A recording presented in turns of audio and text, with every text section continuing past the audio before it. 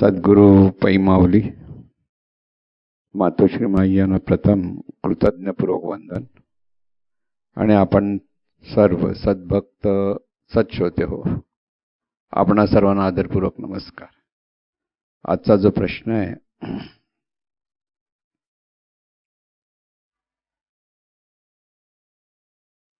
विकसित देहभाव व उन्नत देवभाव यातील फरक सांगा.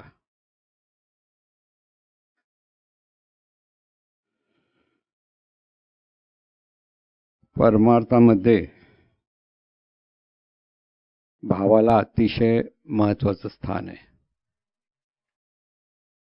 ज्याचा जैसा भाव त्याचा तैसा देव असं म्हटलं जातं, किंवा भावेविण देव न कळेनी संदेह, गुरुविण अनुभव कैचा कळे.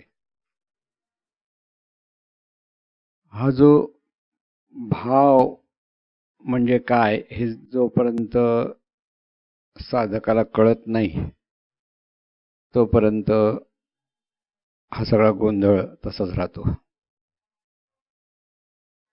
म्हणून भाव याचा दोन अर्थ आहेत. म्हणजे आपल्याला परमार्थाच्या अंगाने विचार करायचा आहे. आपल्याला भाजीचा भाव किंवा कोणतरी भाव खातो हा त्याचा अर्थ नव्हे. तो अर्थात व्यवहारात आपण वापरतो. पण भाव म्हणजे एका बाजूने संबंध जोडणं आणि दुसऱ्या बाजूने जे आहे तेच होऊन राहणं. उदाहरण दिल्यानंतर लक्षात येईल. जसं आपण मातृभाव, पितृभाव किंवा भ्रातृभाव, गुरुभाव असे अनेक वेळेला शब्द वापरत असतो.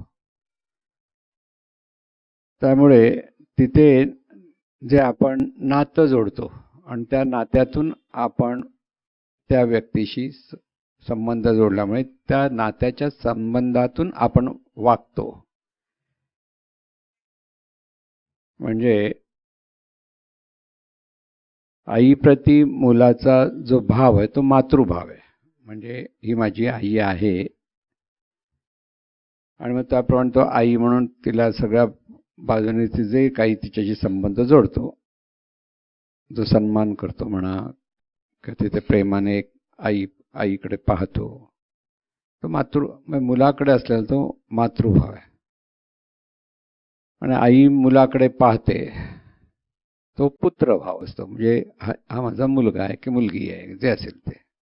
म्हणजे जी संबंध आहेत, म्हणजे भ्रातृभाव, गुरुभाव, शिष्य गुरुकडे संबंध जोडताना गुरुत्वाच्या, म्हणजे हे माझे गुरु आहेत ह्या अंगाने जेव्हा ते पाहतो तर शिष्याकडे गुरुभाव असतो किंवा सद्गुरुभाव असतो. म्हणजे जीवन जगत असताना आपला अनेक लोकांशी संबंध येत असतो आणि त्या संबंधात आपण कोणाला भाऊ म्हणतो, कोणी माझी बहीण आहे की हा माझा भाऊ आहे असं आपण म्हणतो, भावासारखा आहे की बहिणीसारखा. पण हा संबंध जोडतो. म्हणजे तो त्या पद्धतीने आपल्याकडे तो भाव प्रकट होतो आणि त्या भावाच्या अधिष्ठानावर आपण त्या व्यक्तीशी संबंध जोडल्यामुळे त्या व्यक्तीबरोबर त्या पद्धतीने वागतो. थोडक्यात पूर्वी नात्यात लग्न करायचे. लहानपणी अगदी खेळायचे, मारामाऱ्या करायचे, सगळं असायचं. आणि मग मोठे झालं, रे हा तुझा नवरा. त्यावेळेला लवकर लग्न केलं जायचं त्या काळातलं. ते आधी ऐकायचे नाही, हा कसला माझा नवरा. एकदा जर अशी मोठी झाली, पुन्हा सांगितलं गेलं की मग तिच्या मनामध्ये तो एक भाव, म्हणजे त्या पद्धतीने तो संबंध ती जोडते. तेव्हा त्याला तिच्याकडे हा माझा पती आहे हा भाव येतो. काय मुलाकडे पाहताना पत्नी, म्हणजे अगोदर नाती नसतात, पण ती नाती त्या नात्याच्या दृष्टिकोनातून आपण वागतो तर त्याला भाव म्हणतात. म्हणजे हा एक सोपा आणि समजून घेण्यासारखा एक अर्थ आहे. दुसरा भाव असं जे आपण म्हणतो, तर तेच होऊन राहणं म्हणजे नेमकं काय असं एक लक्षात ठेवा. एक गावातून आलेला मुलगा होता आणि त्याला शिकलेला होता, पण त्याला नोकरी मिळत नव्हती म्हणून त्याने शिपायाची नोकरी पत्करली. मग त्याला सगळेजण त्या ऑफिसमध्ये शिपाई म्हणून सगळं काम करायला, अगदी प्रामाणिक मुलगा होता, सगळं पटापट काम करायचं, सगळं करायचं. तो शिपाई म्हणजे शिपाई म्हणतात ना, आणि त्याप्रमाणे सगळे हुकूम सोडायचे, सगळं पाणी आणून दे, हे दे, ते दे, सगळं. ज्या मालकाने वेळेला इतका चांगला मुलगा म्हणून त्याचं प्रमोशन केलं, आणि त्याचं प्रमोशन केल्यामुळे तो क्लार्क झाला. आता त्याच्याकडे भावाला मी क्लार्क आहे. आधी तो शिपाई होता की पिऊन होता म्हणून तो त्याप्रमाणे वागत. क्लार्क झाला. आता क्लार्क झाला की तो पाणी आणून देणं कोणाला नाही. कोणी त्याला अरे पाणी आण, अच्छा मी क्लार्क आहे, मी नाही आता पाणी आणणं. भाव बदलला, कळलं ना. आणखीन काही वर्षांनी तो आणखीन वरच्या पदावर चढला. तो हुशार होता, सगळं होतं, आणि त्यामुळे त्याला तशी प्रमोशन मिळाली. मग तो त्या लेवलला गेला, तो सगळ्यांना हुकूम सोडायला उलटा. कळलं ना. म्हणजे भाव म्हणजे काय, ते होऊन राहणं. त्याला पदवी मिळाली, ती पदवी त्याने स्वीकारली. आता गव्हर्नमेंट ऑफिसर्समध्ये बघा, इंजिनियर असतात, अधिकारी वर्ग असतो, सगळं असतं ना. तो एक भाव असतो, तर त्याच्यातून त्याचे भाव खातात. म्हणजे मी ऑफिसर आहे, ऑफिसर आहे म्हणून मग तो सगळ्यांना त्याच्या पद्धतीत दम देईल, सगळं दिला. रिटायर्ड झाला, भाव सोडतो, गेला. आता मी कोण नाही बाबा, आता कोण विचारत पण नाही. पण पदवी गेली की तेच होऊन राहण्याचा भाव म्हणजे ते होऊन राहणं.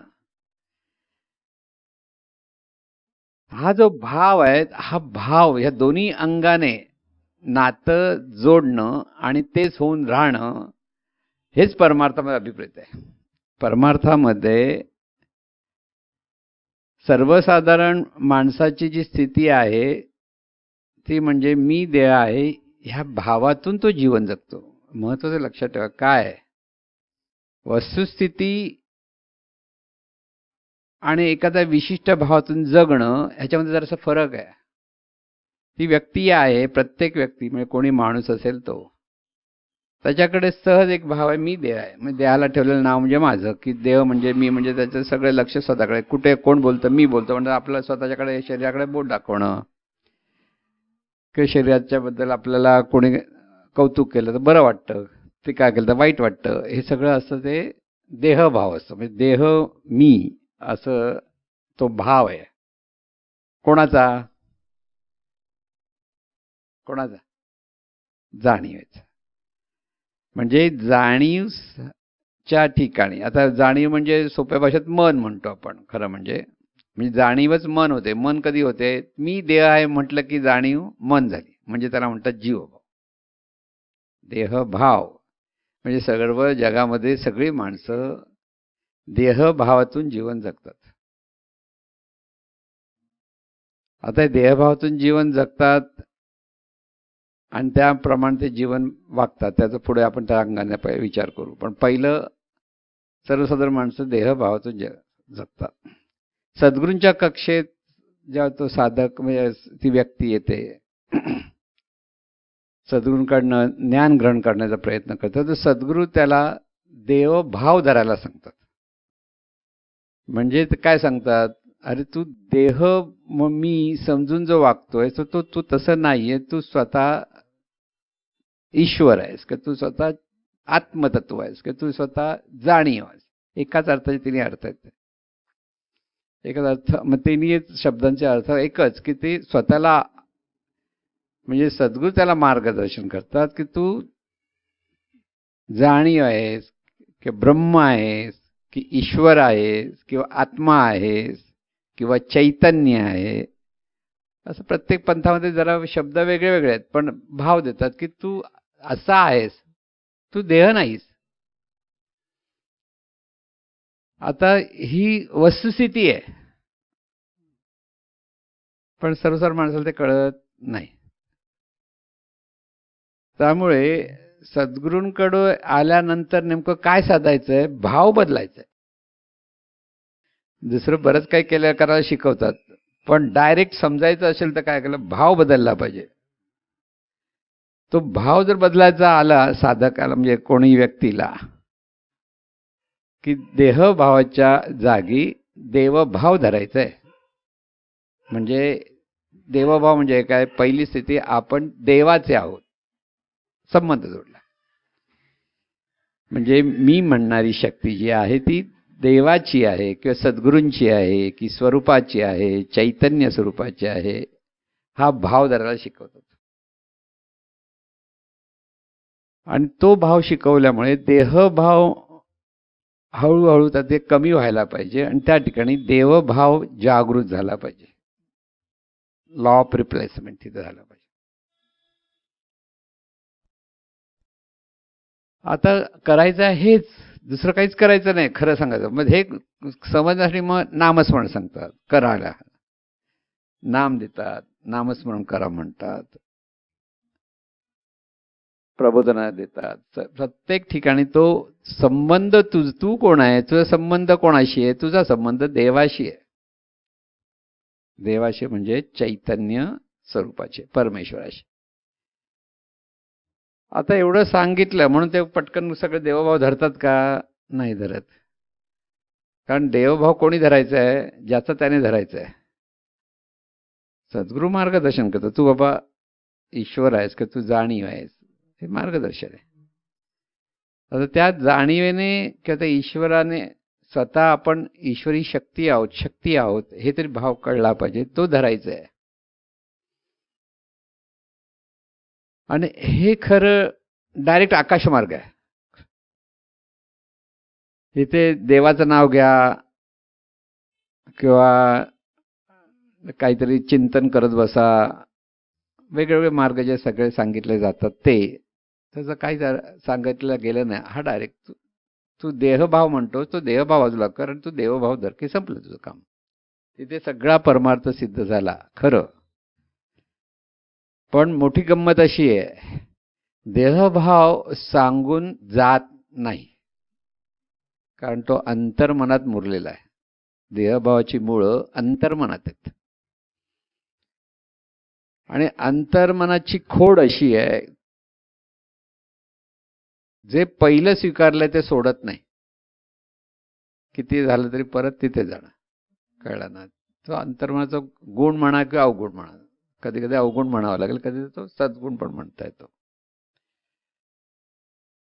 आणि त्यामुळे कठीण होऊन बसलाय ते ह्या अंतर्मनामुळे कठीण होऊन बसलंय. आता सर्वसाधारण म्हटलं, तू आता लहान मुलाला जर आपण सांगितलं तू देवासारखं बस, देवासारखं कर, तर तो लगेच गपचूप बसतो, थोडा वेळ करतो, पण थोडा वेळ उठतो, परत आपल्याला जुन्या गोष्टी सुरू होतात त्याच्या. जसं लहान मुलाचं जसं मोठ्याचं होतं. मोठ्या माणसानं पण सगळं झालं हो करता, डोळे बंद करतील, सगळं करतील, आणि थोडा जरा स्वतःचं काहीतरी झालं की भांडायला लगेच तयार होतील. कारण देवभाव आहे. कारण देवभाव सुटत नाही. म्हणजे तो कुठे आहे? अंतर्मनात. म्हणजे नुसतं सांगितलं तर पूर्ण होत नाही, त्यासाठी अनेक मार्ग संतांनी दिलेले आहे. तो भाव बदलायला, मग भाव धरारे आपुलासी देव करारे, असा जो आहे तो संबंध जोडला. इथे संबंध कसा आहे? शिष्याने गुरूंशी संबंध जोडला की त्याच्यातून सद्गुरूंकडे देवभावातून शिष्य पाहतो, म्हणून तो देवभाव त्याच्या मनामध्ये हळूहळू मुरत जातो. आणि दुसऱ्या बाजूने सांगितलं तर जे आहे तेच होऊन राहायचंय. मग आपण नेमकं कोण आहोत ह्याचं मार्गदर्शन सद्गुरू प्रत्येक साधकाला करत असतात. मग कोणताही पंथ असो, शब्द खूप वेगळे असतील, सांगण्याची पद्धत वेगळी असेल, पण बोध मात्र हाच असला पाहिजे, तर खरं सत्य परमार्थ आहे, नाहीतर तो परमार्थ नाही. आता असं म्हटलं तर मला हे काय नवीन सांगितलं तर रमण महर्षींची गोष्ट. रमण महर्षींना भगवान रमण महर्षी म्हणायचे, भगवान म्हणून. ते परमेश्वरच आहे तसं. मग इतकं रमण महर्षींची. तर त्यांचे जे शिष्य होते ते वेदशास्त्र संपन्न होते आणि हे एक साधा, यांनी काय वेदशास्त्राचा अभ्यास केलेला नव्हता. तर एकदा त्यांनी सांगितलं, अहो वेदामध्ये पण असंच सांगितलं की सर्वत्र परमेश्वर भरून राहिले. असं जर तसं सांगितलं नसतं ना तर ते वेद खरे नाहीत असं मी म्हटलं असतं. म्हणजे काय कॉन्फिडन्स. रमण महर्षींनी म्हणजे बघायला गेलं त्यांनी काय वेदाचा अभ्यास केला नाही, शास्त्राचा अभ्यास नाही केलाय, पण त्यांना बरोबर माहिती आहे नेमकं काय ते. तर त्या शिष्याला झालं, असं सांगितलं मग बरोबर आहे, जर सांगितलं नसतं ते काय खरं नाही म्हणून मी सांगितलंच तुला, मग ते सांगितलं बरोबर आहे. आता सर्वसाधारण साधकाला हेच कळलं पाहिजे, ते कळत नाहीये. किती जरी सांगितलं तर क्लिक होत नाही, क्लिक व्हायला पाहिजे ना कुठेतरी आतमध्ये, कुठेतरी असं त्याचा अनुभव यावा लागतो, तो होत नाहीये म्हणून तो गोंधळतो.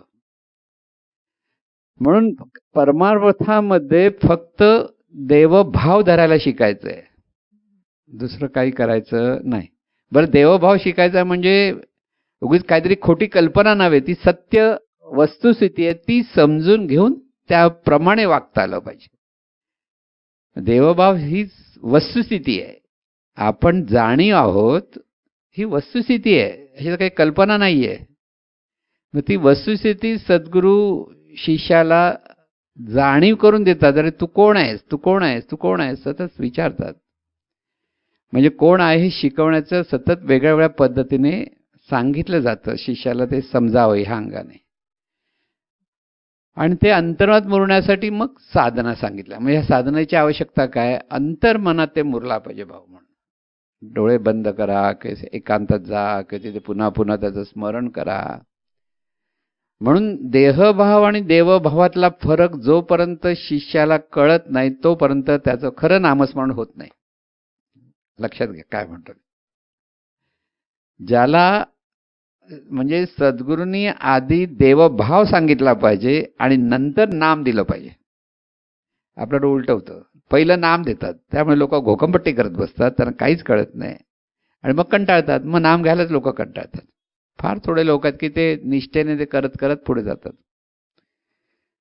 म्हणून सद्गुरूंकडे शिष्य आल्यानंतर सद्गुरूंनी प्रथम तू कोण आहेस ती ओळख करून द्यावी लागते. आणि ते ज्ञान फक्त नामामध्ये धरलं म्हणजे तू ईश्वरी शक्ती आहेस आणि सर्वत्र ईश्वरत्व आहे, या दोन गोष्टी कळल्या पाहिजेत. मी म्हणणारी सुद्धा ईश्वरी शक्ती आणि समोर प्रत्येक देहाच्या ठिकाणी ईश्वरी शक्ती नांदते, ही सत्य वस्तुस्थिती. याच्यात आता ईश्वरी शक्ती म्हणजे काय, परत बघा, ईश्वर म्हटलं की परत गोंधळ आहे. ईश्वर म्हणजे आपण वेगळे वेगळे अर्थ लावतो. तू जाणीव आहेस, मी म्हणणारी शक्ती जाणते सर्व. मी मी म्हणताना आपण सगळे जाणत आहोत. हे कोण जाणतं, ती जाणीव. समोरची व्यक्ती पण तेच करते. कुत्र्याच्या ठिकाणी पण तेच आहे, मांजरीच्या ठिकाणी पण तेच आहे, कावळ्याच्या ठिकाणी पण तेच आहे, वनस्पतीच्या ठिकाणी तेच आहे. सगळीकडे जाणणं चालू आहे. जाण घेणं आणि जाण देणं ही प्रत्येक ठिकाणी प्रक्रिया चालू आहे जगामध्ये. त्यामुळे सर्व खल्विदम ब्रह्म म्हणजे काय, सर्वत्र जाणीव आहे. मोठा वेदांचा डिंडीमय म्हणे. डिंडी म्हणजे गरजून सांगतं ते की सर्वत्र ब्रह्म भरून राहिलेलं आहे. म्हणजे काय, सर्वत्र ही जाणीव भरून राहिलेली आहे. तुम्हाला व्हायरस तिथेही जाणीव आहे. आपण झाली व्हायरस अशाचे येतात ते एवढूशे आहेत, पण त्याच्यावर पण जाणीव आहे. कीटक तिथेही जाणीव आहे. कुठे नाही आहे, जगामध्ये सर्वत्र विविध रूपांमध्ये ही जाणीव कार्यरत आहे. मनुष्याच्या ठिकाणी ती जाणीव तीच जाणीव आहे. म्हणजे आपण म्हणतो ना, देह सोडला तर कोण काय होईल सांगता येत नाही. कीटक पण होऊ शकतो, व्हायरस पण होऊ शकतो, आणखीन काही होऊ शकतं. ज्याचं त्याचं कर्म त्याप्रमाणे त्याचा जन्म. आपण म्हणतो स्वर्गात गेले, ब्रह्मलोकात गेले, विष्णू लोकात गेला असेल, दुसऱ्या देहात गेला, कुठच्या देहात गेला ते माहीत नाही. कळलं ना. म्हणून आत्तापासून तयारी करा कुठच्या देहात जायची. नाही तयारी केली तर काय माहीत नाही. कळलं ना. म्हणजे अगदी प्रेमाने मच्छर आपल्या जवळ, आपले ऋणानुबंध आहेत त्याचे, तो येतो प्रेमाने, पण त्याला फटका मारतो आपण. तिथे त्याचं प्रारब्ध असेल जायचं तर तो जातो, नाही तर हाताला लागत नाही, पटकन उडतो कुठेतरी. कळलं. तसंच प्रत्येक ज्या ज्या रूपाशी जो आपला संबंध आहे तो संबंध तिथे आहे. तिथे म्हणून म्हटलं ना, ही सर्व रूपं ज्यावेळेला पाहतो आपण तर सर्वत्र ही जाणीव नांदते, हे लक्षात घेता आलं पाहिजे. मी म्हणणारी सुद्धा जाणीव आहे. म्हणजे आपल्या स्वतःच्याकडे मी कोण आहे तर जाणीव जाणते आहे. कशामुळे, शरीरामुळे जाणते. म्हणजे माणसाचा जन्म कशासाठी, जाणण्यासाठी. जाणल्याशिवाय जन्माचा उपयोगच नाही. कोणताही प्राणी जन्माला येतो तर जाणण्यासाठी जन्माला येतो. जाणीवपूर्वक जाणण्यासाठी दोन गोष्टी आहेत. नेणीपूर्वक जाणणं आणि जाणीवपूर्वक जाणणं. शरीराच्या द्वारे ही जाणीव जाणीवपूर्वक जाणते आणि तीच जाणीव मुळात पूर्ण निर्गुण स्वरूप आहे, म्हणजे नेणीव स्वरूप आहे. म्हणून गाढ झोपेत ती जाणीव स्वस्वरूपात नांदते, म्हणजे नेणीव स्वरूप होतं. नेणीव स्वरूप म्हणजे काय? काही करते हे कळत नाही, काय होतं हे कळत नाही, ते काय हे कळत नाही, पण सगळं असतं. म्हणून ती गोंदवलेकर महाराजांची गोष्ट नेहमी सांगितली जाते, म्हणजे घडलेली गोष्ट आहे. एका शास्त्री बुवांनी त्यांना विचारलं, गोंदवलेकर म्हणजे तुम्ही ज्ञानी आहात का हो? म्हणजे आता कोण कोणाची परीक्षा घेऊ शकते, सांगू शकते, सगळे स्वतंत्र आहे ना, कोणी काही विचारू शकतं कोणाला. गोंदवलेकर म्हणजे संतच होते हो. आणि त्या माणसांना, संताला एखादा आपण पंडित आहोत हे भावामध्ये त्यांनी शिकवलं. शास्त्री असतात ना काही लोक, आम्हाला शास्त्र माहिती आहे, तर त्यामुळे माहीत नाही हो. उत्तर दिलं आणि परत सांगितलं हो म्हटलं तर वेदामध्ये असं सांगितलं शास्त्रामध्ये, तर त्याला ज्ञान नाही आहे. नाही म्हणावं तर तेही सांगता येत नाही ना. तर शास्त्री वाटतं ह्यांना काय कळलेलं नाही, म्हणजे सांगू शकत नाही असं. तर परत ते म्हणा, असं करा शास्त्री भाऊ, आपण संध्याकाळी ह्याच्यावर चर्चा करूया, संध्याकाळी या. म्हणजे किती संतांचं कसं लक्ष असतं ते लक्षात घ्या. आणि त्या काळात काय असे लाईट्स नव्हते, कंदील असायचे. ते आले संध्याकाळ, काळोख झाला होता संध्याकाळ, म्हणजे जरा बरीच संध्याकाळ, आणि ते लोक आली दोघं सगळं दोषाचं परीक्षा बघायला परत. आणि त्याने कंदील विझवून टाकला आणि म्हणाले, शास्त्री उत्तर मिळालं. शास्त्री बोला, काय उत्तर कळलं नाही. तो काय कळलं? जेव्हा काळोख होतो तर भेदाभेद राहतच नाही, सगळं एकच. काळोख अंधार आहे, तिथं तू आहे मी आहे काहीच नाहीये. तिथे फक्त आहेची जाण आहे, आपण आहोत हे कळतं ना. हे उत्तर आहे. ज्ञान काय? तू जाणीव आहेस हे उत्तर आहे. तू जाणीव आहेस, जाणतोयस, पण तुला कळलं नाही म्हटलं तर काय बोलायचं? कळलं? म्हणजे उदाहरणातून अशा पद्धतीने उत्तर दिलं की इथे निर्गुण निराकार स्वरूप म्हणजे काही कळत नाही म्हटलं तर तसं काळोख झाला, काही कळत नाही, पण आहे सगळं. आता इथे समजा काळोख केला तर सगळ्या वस्तू इथेच असतील, पण अगदी दाट काळोख आहे, गडद काळोख आहे, दिसत नाही डोळ्याला. आपण काय म्हणतो, काहीच कळत नाही कुठे काय, पण काही कुठे काय नाही, पण प्रत्येक वस्तू तिथल्या तिथे आहे. सगळी माणसं तिथे बसलेली आहेत, गपचूप बसलेली आहेत समजा. तर ते सगळं असून सुद्धा तिथे सगळं एकच आहे होतं, त्याला म्हणतात ज्ञान. कळलं काय म्हटलं? सर्वत्र हे चैतन्यच आहे आणि चैतन्याची ही विविध रूपं आहेत. त्या रूपांच्या ठिकाणी एकत्वाने जेव्हा साधक पाहतो, संत पाहतो, तो भाव धरतो की सर्वत्र चैतन्यच आहे. त्याला म्हणतात देवभाव. देवभाव म्हणजे सगळीकडे चैतन्य आहे, फक्त मीच चैतन्य नाही आहे. ते चैतन्य स्वतःकडे पण आहे आणि समोर पण प्रत्येक ठिकाणी तेच चैतन्य आहे. ती जाणीव आहे. चैतन्य म्हणजे जाणीव. म्हणून चैतन्य शब्द पण कळत नाही, पण जाणीव कळणार. कारण शेवटी जाणणं हे प्रत्येकाला माहीत आहे. आपण जाणतो आहोत, ते आपण जाणतो म्हणजे ही जाणीव जाणते आहे. मी अमुक तमुक कोणच जाणत नाही, मी अमुक तमुक कोणच नाही आहे, कल्पना आहे. जन्माला आल्यानंतर आई वडील वगैरे कोण जे नाव देतात ती कल्पना आहे. ते नाव का आपलं खरं नसतंच, पण ते नाव माझं म्हणून ते ठोकतात. कोण आहेस तू, कोण आहेस तू, कोण आहेस तू, कोण. लहानपणापासून सतत हाक मारून मारून मारून आपण सगळे तसे तयार झालो. काय नावाचे, ते नाव म्हणजे मी. आता आई वडिलांची जात ती माझी जात, मग मी ब्राह्मण आहे की मी आणखीन कोण आहे, असं सगळं जे सांगितलं जातं. आता हा सगळे भाव आहेत. परत बघा, नाव माझं हे नाव आहे, हा भाव आहे. म्हणून नावाला कोणी नाव ठेवलं तर आहे आवडत नाही आपल्याला, पण नावाचं कौतुक केलं की आपण खुश होतो. का? त्या भाव असतो, म्हणजे भाव संबंध जोडला त्या नावाशी. जात, मी हा जातीचा, हा भाव आहे. जन्माला आलं तर जात होती का, नाव होतं का, धर्म होता का? काही नव्हतं. कोरा कोरा शरीर आणि जाणीव दोनच गोष्टी होत्या.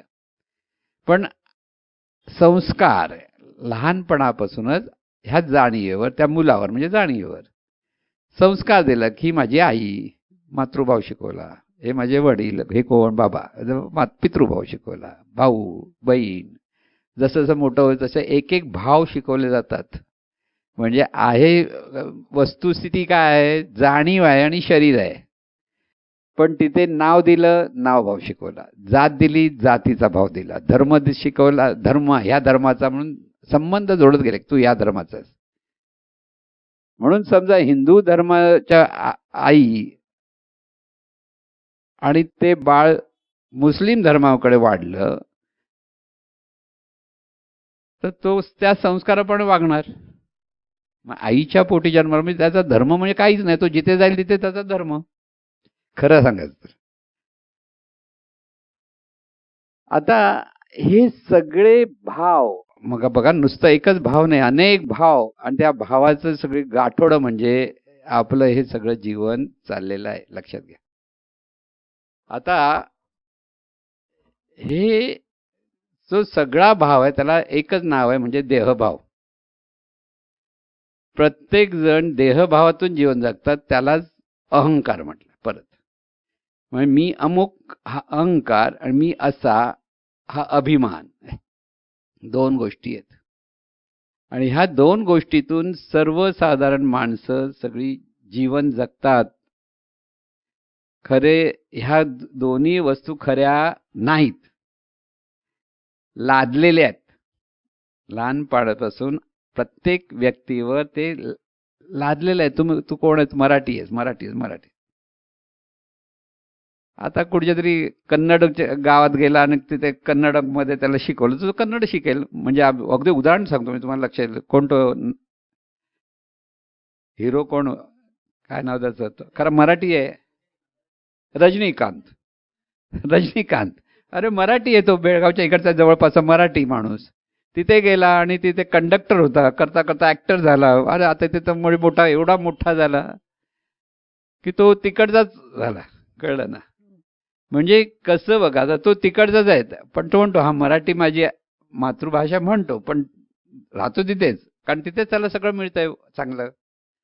म्हणजे हा जो भाव म्हणतात, हा भाव म्हणजे आपण, म्हणजे ही जाणीव स्वतःहून काहीतरी संबंध जोडून संस्काराप्रमाणे म्हणा, कोणी सांगितल्याप्रमाणे म्हणा, त्याप्रमाणे ती स्वीकारते आणि त्याच्यातून ती जीवन जगते. आता कोणत्या भावातून कसं जगावं आणि कोणता भाव झाला तर काय फायदा होतो, हे आता आपल्याला लक्षात घेता आलं पाहिजे. म्हणून देहभावातून महत्वाचं असतं देहापुरती मी, असा ह्या जाणीवेची भाव असं, म्हणजे जाणीवेचं सतत स्मरण असतं. तो भाव आहे त्याच्याकडे, मी देह आहे, मी देह आहे, मी देह आहे. म्हणजे हे नाव गाव जात धर्म म्हणजे मी, आणि देहाला दिलेली ही सगळी लादलेल्या सगळ्या गोष्टी आहेत. आता ह्या देहभावाचा विकास काय विचारायलाच नको, सगळीकडे विकसित आहे. ट्रम्प पण देहभावातून आहे, तो सगळ्यांना नाचवतो. ट्रम्प मोठा, हिटलर नंतर सर्वात मोठा आणखीन एक दुसरा हिटलर झाला की तो फक्त नाचवतो, गप्पा टप्पा काय करेल, आज बोलेल, उद्या दुसरं काहीतरी बोलेल, काही सांगता येत नाही. पेपरमध्ये वाचलं, आपल्याला वाटतं हा खरं बोलतो खोटं बोलतो, सांगता येत नाही. हा सगळा त्याचा भाव, कारण तो प्रेसिडेंट आहे, लहानसा नाही माणूस आहे, तो अमेरिकेचा प्रेसिडेंट, आणि त्याच्यातून तो बोलतो. तो जर नसता तर तो काय बोलतो कोणी लक्ष पण दिलं, जा दे, वेडा आहे म्हणाले असते. पण आता प्रेसिडेंट म्हणतो तर त्याला वेडा कोण म्हणणार, त्या समोर तरी आपण म्हणतो, तिकडे कोण म्हणू शकत नाही. हा देहभावाचा विकास आहे त्याचा. ट्रम्पकडे पाहिलं तर कोण, ट्रम्पकडे म्हणजे सगळे राज्य करते, देहभावाचा विकास विकसित झालेला. प्रत्येक जण जर म्हणाला ना, कोणी राजकारणी माणूस जो जेवढा आहे, एक महात्मा गांधी सोडले तर सगळे राजकारणी देहभावाचा विकसित झालेले लोक आहेत सगळे. नावं घ्यायची नाही, काय प्रॉब्लेम होतील. पण देवभाव उन्नत झाला पाहिजे. म्हणजे आता सद्गुरूंकडे आल्यानंतर त्याला शरणागत व्हावं लागतं साधकाला. साधक कधी म्हणतो, जर सद्गुरूला शरणागत झाला तर त्याचा देवभाव त्याच्या ठिकाणी प्रगट होईल, कारण शरणागतीशिवाय ते शक्य नाही.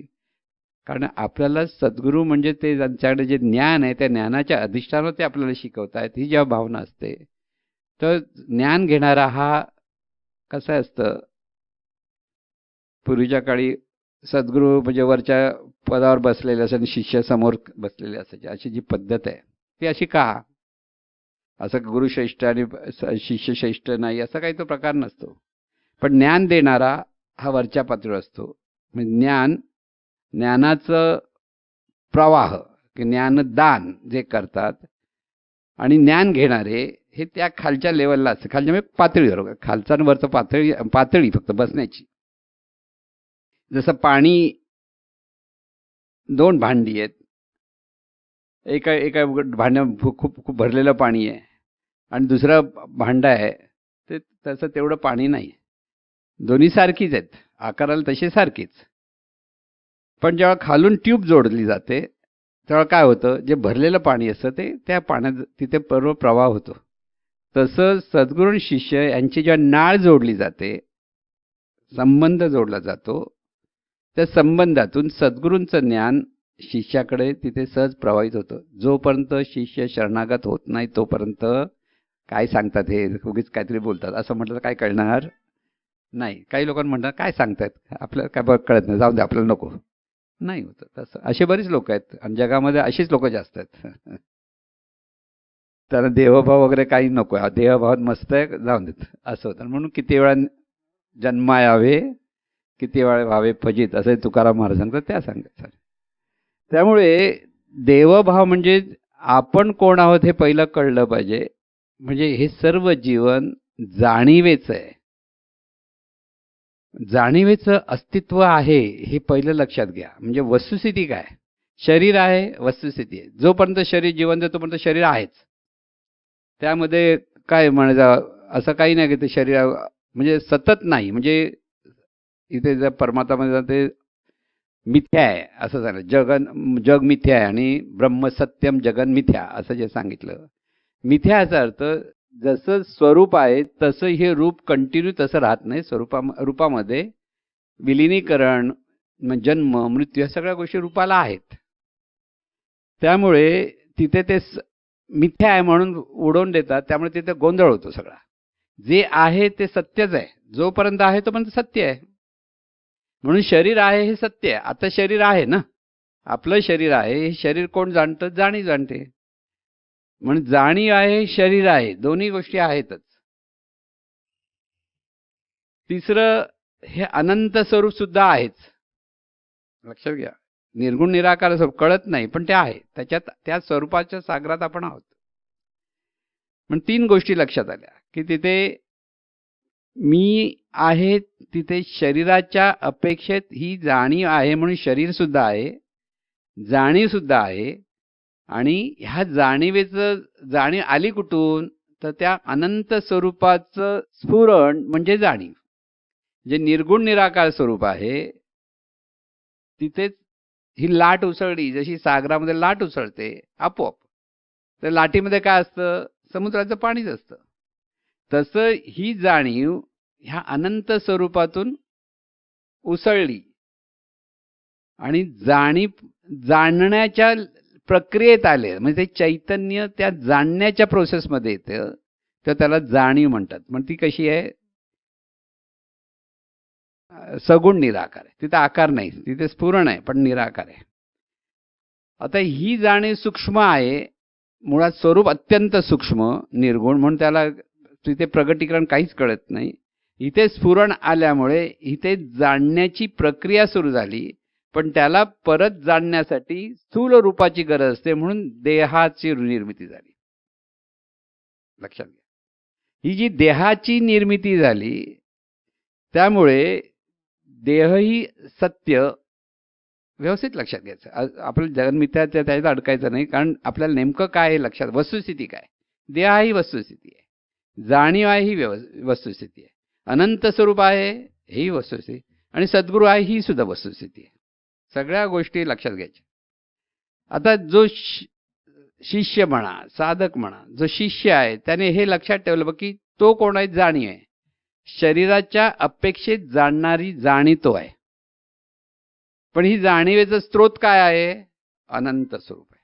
म्हणजे अनंत स्वरूपाकडून त्या जाणीवेला सगळे शक्तीचा पुरवठा आहे. म्हणजे जसा आता पंखा चालतो, त्या पंखा कशामुळे चालतो? विजेचा अखंड पुरवठा आहे तोपर्यंत चालतो. विजेचा खंड झाला प्रवाह, तो चालणार नाही. तसं ह्या स्वरूपाकडून ह्या जाणीवेला अखंड प्रवाह, कारण ती जोडलेलीच आहे, ते त्याचं अंग आहे, आपण अंग म्हणतो खरं. जाणीव रूप जरी म्हटलं तरी ते चैतन्य स्वरूपच जाणण्याच्या प्रक्रियेमध्ये, तर त्याला म्हणतात जाणीव. आता ही जाणीव नुसती एकच आहे का? नाही, ती विविधतेने प्रगट आहे. म्हणजे विश्वामध्ये विविध रूपामध्ये, प्रत्येक रूपामध्ये ती चैतन्य स्वरूप, म्हणजे ते अनंत निर्गुण निराकार स्वरूप जाणीव रूपाने प्रगट आहे. ही वस्तुस्थिती लक्षात आहे. वस्तुस्थिती काय? आता ही जाणीव स्वतंत्र आहे. प्रत्येक देहातून निर्माण झालेली जाणीव स्वतंत्र आहे. तिला एकच म्हणता येत नाही. सगळ्या जाणीवांचं स्वरूप एक, पण प्रत्येक जाणीव विविधतेने प्रगट आहे ज्ञानाच्या अधिष्ठानावर. म्हणून आता सद्गुरूंची जाणीव, शिष्य जाणीव, स्वरूपाच्या अंगाने एकच, फरक काहीच नाही. ज्ञानामध्ये फरक आहे ना. पण ज्ञानाच्या अंगाने जेव्हा तो फरक कळला की म्हणून ती विविधता आहे. म्हणून आता शिष्य जेव्हा सद्गुरूंकडे पाहतो तेव्हा सद्गुरूंकडे देवच पाहतो, म्हणजे ती दिव्य जाणीव ह्या भावात पाहतो.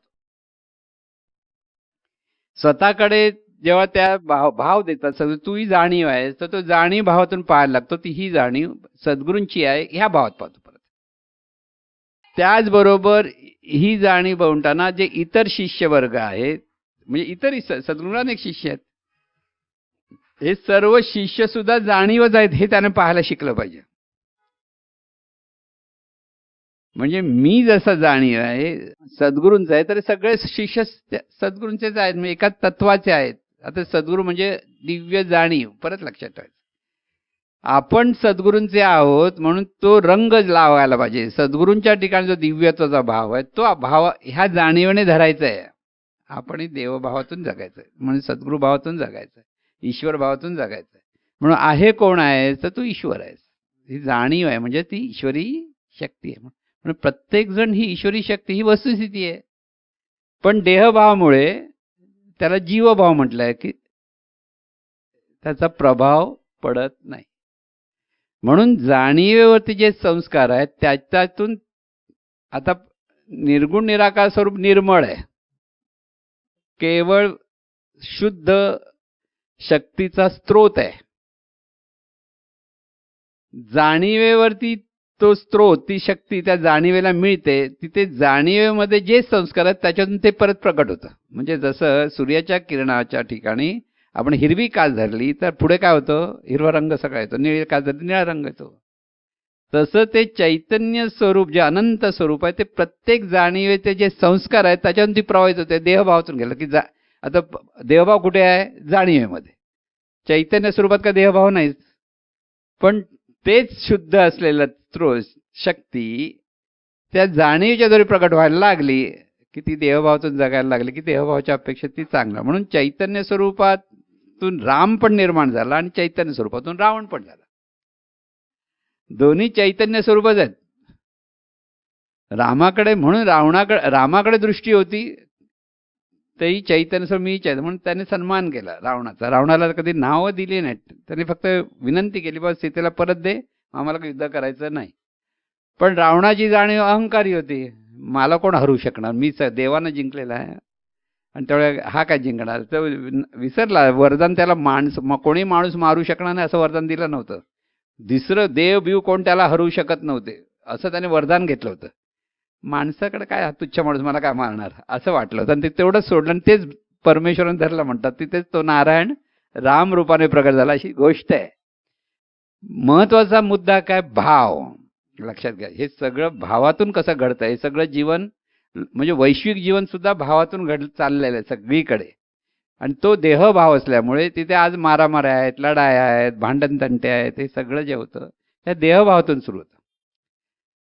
म्हणून एकदा जर चैतन्य भाव झाला, चैतन्य भाव म्हणजे काय होतं, तिथे देहापुरती ती जाणीव मर्यादित राहत नाही, ती वैश्विक होते, तिचे जे व्यापक होते त्यालाच उन्नत अवस्था म्हणतात.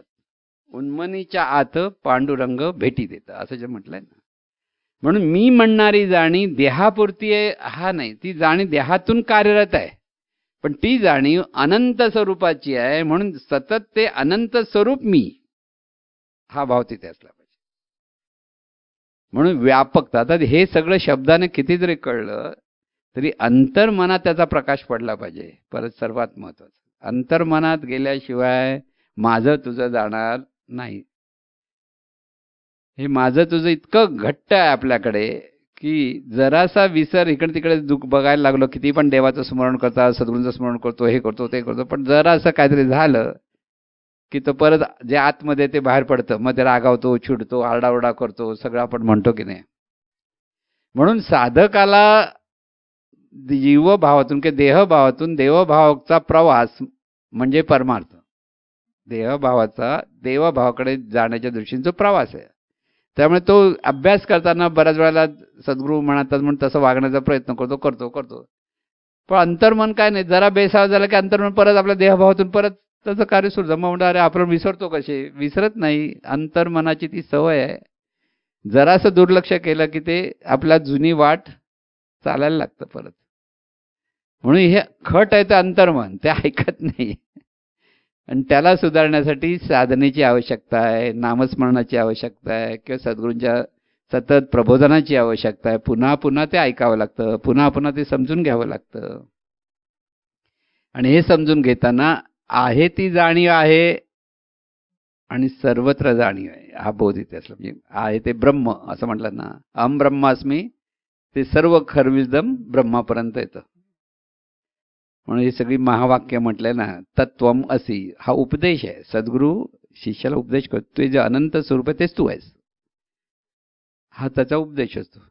तो उपदेश त्याला कळला तर तो म्हणतो अहम ब्रह्मास्मी. म्हणजे अंतर्मनात ते मुरलं तर, नाहीतर ते शब्द आहेत ना, उलट तो अहंकार होतो. नाहीतर नुसतं अहम ब्रह्मास्मी नाही, मग त्याची उन्नत अवस्था काय, सर्व खलविदम ब्रह्म. म्हणजे इथेही ब्रह्म आणि सर्वत्र ब्रह्म आहे. मग सर्वत्र आपलेपणाने पाहणं आणि आपलेपणाने वागणं, की सर्वांच्या भल्याचं चिंतन. पण साधकाला कसं होतं, सुरुवातीला अभ्यास करता करता अंतर्मन कधी धोका देईल सांगता येत नाही. पटकन तर आपण देहभावातून राग भीक चीड जे आपण म्हणतो ना, आपल्या मनामध्ये अडी धरतो, हे करतो ते करतो, सगळं असं प्रत्येकाचे संस्कार आहेत.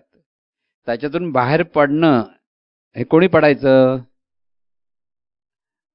जाणीव ज्याचं त्याने. सद्गुरू मार्गदर्शन करतील, पण सोडायचं आहे कोणी किंवा धरायचं काय हे कोणाला कळलं पाहिजे? त्या जाणीवेला. आणि ते कळण्यासाठी सद्गुरूंचं सतत मार्गदर्शनाची आवश्यकता असते. कारण अंतर्मन परत जुन्या वाटेवर घेऊन जाणार. जरा असं लांब गेले की सगळं विसरतात. पण रोज ते स्मरणातून जीवन जगलं पाहिजे. तू कोण आहेस हा भाव पक्का करायचा असतो. देव आहे तो देवच आहे. एक ते आहे ते देवाचं आहे, का आहे ते देवच आहे, दोन्ही संबंध ते. मग आधी देवाचं म्हणतात, म्हणजे आहे ते सद्गुरूचं, माझं नाही, मी माझं काहीच नाही. कारण मी आणि माझं आहे ते आलं कुठे? आहे ते सगळं जाणीवेचं आहे आणि अनंत स्वरूपाचं आहे. दुसरं काय? देह. या तीन गोष्टी आहेत. पण देहाच्या माध्यमातून ही जाणीव स्वतःची जाण घेते.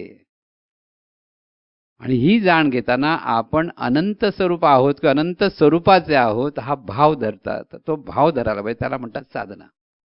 दिव्य साधना म्हणजे काय? हे जीवन अनंत स्वरूपाचं आहे, चैतन्य स्वरूपाचं आहे. हे माझं तुझं जे आपण देहभावातून सगळे जे जीवन जगतो तिथे इतके गुरफटलेलो आहोत की आपण, मी नेहमी म्हणतो नाती गोती जे आपण म्हणतो, ही सगळी देहभावाची आहेत. देवभावामध्ये नातं एकच, सर्व कल्विदम ब्रह्म, सर्वत्र चैतन्यच आहे, हाच भाव असला पाहिजे. आता हे कळल्यानंतर सुद्धा संत प्रत्येक नातं कर्तव्य धर्म म्हणून पाळतात, पण तिथे आसक्ती नसते. सर्वसाधारण माणसाला ती आसक्ती आहे. माझं माझं माझं माझं, आपला माणूस म्हटलं की आपला माणूस असं वाटतं ना आपलं. पण आपला तो बाब्या असतो ना, दुसऱ्याचा कार्टा असतो. भाव, हा पण भावच आहे. दुसरा कार्टा आहे तो, आपला बाब्या आहे असं वाटतं ना. म्हणून हे सगळे जे भाव आहेत, म्हणून ह्या भाव उन्नत व्हायला पाहिजे. कोणता? देवभाव उन्नत व्हायला. मग त्याचा तो खरा जाणीवेचं उन्नत अवस्था ही देवभावातून निर्माण होते. आणि जाणीवेची अधोगती ही देहभावातून होते. मग देहभाव विकसित झाला म्हणजे तिथे रावण झाला, कंस झाला, हा विकसित देहभाव आहे. ट्रम्प झाला. आणि देवभाव उन्नत झाला म्हणजे श्रीकृष्ण, ज्ञानेश्वर माऊली, पै माऊली, हे उन्नत अवस्था आहेत. कळलं ना? आता काय धरायचंय ठरवायचं कोणी? हे जाणीव. म्हणून जाणीवच जीवनाचा शिल्पकार आहे. जाणीवेच्या जीवनाचा शिल्पकार आहे. म्हणजे तूच आहे तुझ्या जीवनाचा शिल्पकार. हा जो अर्थ सांगतात तो हा. आपण बाकीचे पण अर्थ लावू शकतो, पण खरा बोध काय आहे? हे जी वस्तुस्थिती आहे ती लक्षात घे, की कोण आहेस? तर ही जाणीव आहे. देहभाव कोणाला झाला? त्या देहात त्याला जाणीव, स्वरूपाला नाही झालंय. स्वरूप मस्त आहे, त्याला काही तृप्त आहे, त्याला काही हवं नाही, काही नको नाही. गाढ झोपेत जसे तुम्ही असतात तसे, कसली इच्छा नाही, कसलंच काही नाही, काही नाही. पण देहभाव आला की माझं तुझं झालं, आसक्ती झाली, आवड निवड नावड, सगळे भेदभाव जे झाले ते देहभावातून आले. एकदा देहभाव धरला की ते सगळं परत एक, म्हणजे जसं काळोख केल्यानंतर सगळं सारखं एकच, तिथे भेद नाही, कोण तू आहेस का मी आहे, कोण नाही. पण डोळे उघडे करून प्रकाशात सुद्धा सर्वत्र देवच आहे, की सर्वत्र ही चैतन्य स्वरूपच आहे, हा भाव पक्का करत राहणं म्हणजे परमार्थ. दुसरं काही नाही. तर ते तुम्ही म्हणाला देवाची पूजा किती केली पाहिजे? देवभाव धरता आला येण्यासाठी देवाची पूजा असते. देवभाव समजला पाहिजे. आणि म्हणून इथे सद्गुरू म्हणजे आता आपण म्हणतो पै माऊलींनी आपल्याला उपास तपास करायला सांगितले नाहीत, व्रतवैकल्य करायला सांगितलं नाहीत, कुठे इकडे जा तिकडे जा तीर्थयात्रा करायला सांगितलं नाही, काही नाही सांगितलं. त्यांनी खरं देवभाव धरायला शिकवतायत, पण ते स्पष्ट कळायला पण कळत नाही आपल्याला, कारण तेवढी कुवत आपली नसते, जाणीवेची कुवत व्हायला लागते. म्हणून सद्गुरूंचं महात्म्य जे आहे ते कशात तुम्हाला अडकवलेलं नाहीये, तिथे मुक्त आहात. खरा शिष्य मुक्त असतो. की व्रतवैकल्य की असं झालं पाहिजे, आज शनिवार आहे चला उपास करा, उद्या मंगळवार उपास करा, संकष्टी आली, महाराज म्हणे संकष्टी आली का हा कष्टी झाला काय असं व्हायचं. आता तुम्ही म्हणाला हे महाराज सांगतात ते बरोबर की बाकीचे लोक करतात ते बरोबर? ज्याच्या त्याच्या पिंडाप्रमाणे. कोणाला जर नाही उपास केला की बरं वाटतं, कर, पण देवभाव धरून कर.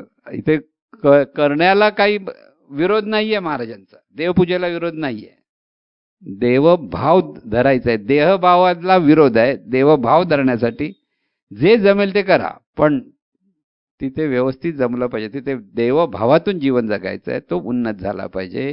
हा महत्त्वाचा मुद्दा आपल्याला लक्षात ठेवायचा आहे. म्हणजे सत्साधकाला हे कळलं पाहिजे नेमकं काय परमार्थ काय. हे शुद्ध ज्ञान आहे. बघा इथे दिव्यत्व प्रत्येकाकडे आहे, पण ते दिव्यत्व प्रगट होण्यासाठी त्याने देवभाव धरावा लागतो. आपोआप होणार नाही. बरं तो लगेच होणार आहे का? नाही. अभ्यास करत करत करत अनेक वर्ष त्याला लागतील, कारण सगळं परिवर्तन तिथे जाणीवेचं परिवर्तन आहे. एकदा हा देवभाव धरला की ती जाणीव देव झाली. देवभाव परिपक्व उन्नत अवस्था जी म्हणतो ना आपण, उन्मनी अवस्था, की सर्वत्र दिव्यत्व आहे हा भाव ज्या जाणीव येतो तेव्हा सर्वांप्रती आपलेपणा, सर्वांच्या भलं व्हावं ही सहज भावना सतत तिथे सहज होते. विश्वामध्ये जे जे घडतं ते फक्त पाहण्याच्या अंगाने होतं, तिथे न गुंतणं येतं. वादळ झालं पहा, समुद्राला भरती आली पहा, आनंद घ्या. तिथे काय जो असेल ते आनंद कसा घ्यायचा शिकलं पाहिजे. तिथे देवभावातून माणूस घाबरतो, अरे बापरे चला. तर तिथे पाहण्यामध्ये फरक आहे. म्हणजे देवभावातून पाहणं सुधारलं की परमार्थ झाला. म्हणून सगळा परमार्थ पाहण्यात आहे. हे वर्म ज्याला कळलं तो खरा परमार्थ सिद्ध झाला. ज्याला कळलं नाही त्याचा परमार्थ पाहण्यात. म्हणून प्रत्येकाने हा देवभाव कसा उन्नत झाला पाहिजे. नुसतं देवभाव धरून नाही उपयोग, त्याचा अभ्यास इतका झाला पाहिजे. तो अभ्यास प्रत्येकाने करायचा आहे. नवरा बायकोला देऊ शकत नाही ज्ञान. म्हणून म्हणतो ना, हे ज्ञान वारसा हक्काने नाही येत. लक्षात घ्या, वारसा हक्क नाही आहे. ते ज्ञान की मुलाला सद्गुरू आहे म्हणतो मुलाला दिलं असं होऊ शकत नाही. ज्याचा त्याला अभ्यास करावा लागतो, ज्याचा त्याचा अभ्यास असतो तिथेच ते सद्गुरू तत्व तो देवभाव प्रगट होतो.